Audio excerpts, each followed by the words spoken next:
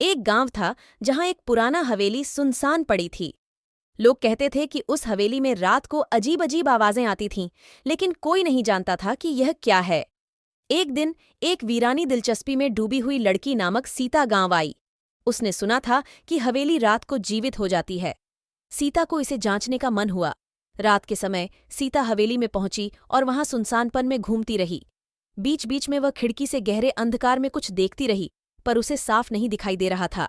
धीरे धीरे उसकी आंखें उस अंधकार से अच्छे से समझने लगीं और फिर एक छोटी सी बच्ची की क्रीड़ा का दृश्य उसकी सामने आया। सीता हैरान थी, लेकिन वह बच्ची थी नहीं, बल्कि उसकी पहली पति थी, जिसका मौत हो गई थी, लेकिन उसकी आत्मा फिर भी उस हवेली में बसी हुई थी।